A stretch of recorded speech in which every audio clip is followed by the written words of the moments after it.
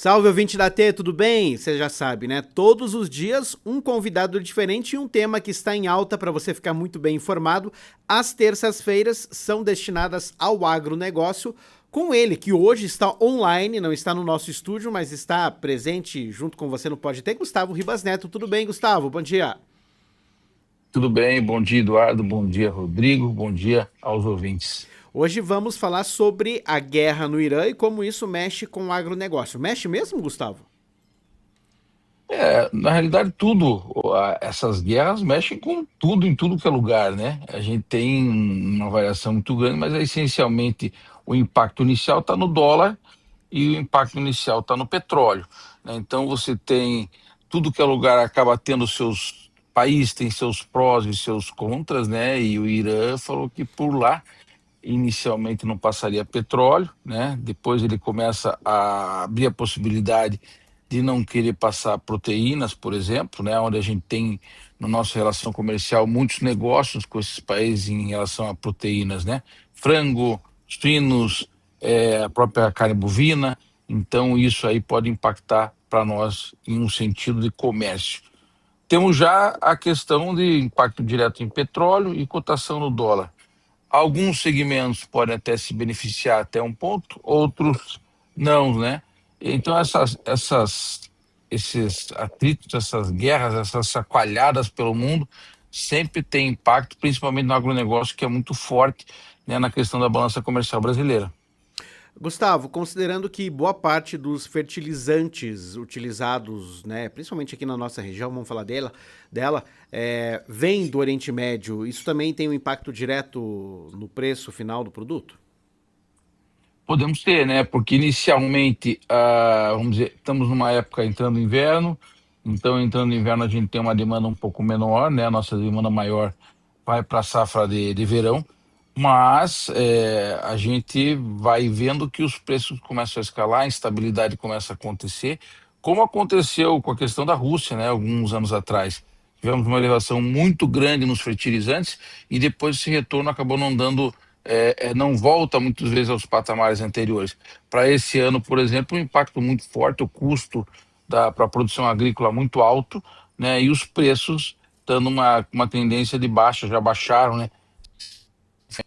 Então, sempre os fertilizantes eu vejo como o grande calcanhar do Brasil, né? O Brasil como o fazendão do mundo, o nosso clima bonito, sol, né, luz, né, sem problemas de furacão, sem problemas de terremotos, mas a gente, se não explorar as nossas fontes de fertilizantes, a gente fica com uma dependência muito grande, principalmente do Oriente Médio.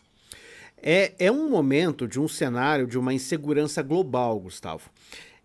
Como é que você analisa como fica o crédito rural, os juros, os investimentos no agronegócio nesse momento com essa insegurança? Pode ter uma retração do agronegócio nesse momento? Nós já estamos numa época de retração, né? Nós estamos numa época onde muitos produtores com dificuldades financeiras, a gente está vendo, por exemplo, dificuldade da Raízen, né, do setor energético, é, a etanol, né, esses produtos. A gente está tendo dificuldades aí no setor madeireiro, inclusive da nossa região. O Braspar outro dia demitindo 250 funcionários, né? Então a gente, isso aí vai, tudo essa conjuntura vai se formando e a gente precisa estar preparado. Infelizmente, o Brasil não está preparado, nem quer seja na questão financeira, né, para você conseguir financiar o brasileiro para ele poder segurar a sua produção e fazer mais ou menos o que faz o pessoal do Oriente Médio em relação ao petróleo, né, tanto que seja na questão de infraestrutura, logística, né, porque hoje nós não temos condições de estocar uma safra, né, essas refinarias não têm condições de parar sua produção ou ficar produzindo e estocando, né? Então, essa preparação, a gente não fez essa lição de casa e hoje a gente entra mais frágil num problema como esse. Gustavo, você comentou no início do nosso papo sobre o soja, sobre o milho, e muitos dessas commodities, elas são negociadas na Bolsa de Chicago como contratos futuros. Já se pode prever por quanto Isso. tempo, mais ou menos, isso pode ter um impacto? A gente teve agora com isso uma elevação no dólar que da cotação do dólar, que, vamos dizer, traria para nós, a um curtíssimo prazo, uma possibilidade de elevação nas cotações. Agora, a gente tem a questão da logística acontecendo, né? Que isso aí pode dificultar, como a gente já falou, das proteínas. Agora, isso requer acomodação.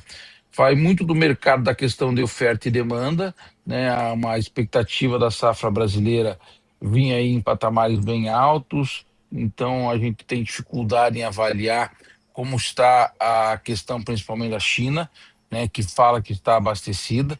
Então a gente entra com uma insegurança em um momento que a gente já tem uma certa falta de informação, principalmente com o mercado chinês. Não sabemos exatamente se realmente está faltando, se realmente está sobrando, né? Então, essa insegurança só atrapalha porque todo mundo segura, todo mundo põe o pé no freio. Opa, vamos esperar e vamos fazer negócio na medida da necessidade maior.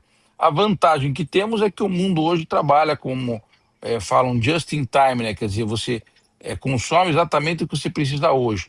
O mundo trabalhava estocado, hoje não trabalha estocado. Então, se você parar muito tempo, você tem que tomar alguma atitude. Isso pode ser benéfico na questão da falta de reposição de produto, mas em curto prazo, todo mundo espera para ver o que vai acontecer. Tudo bem, toda terça-feira então temos esse bate-papo sobre agronegócio com Gustavo Ribas Neto. E é importante falar dessa guerra do Irã porque está do outro lado do mundo, mas está mexendo com a nossa economia e vai mexer por um bom tempo. Gustavo, boa semana para você, bom trabalho, nos encontramos na terça que vem. Um Obrigado a abraço. você de casa pela companhia, amanhã a gente está de volta com o Pode Ter.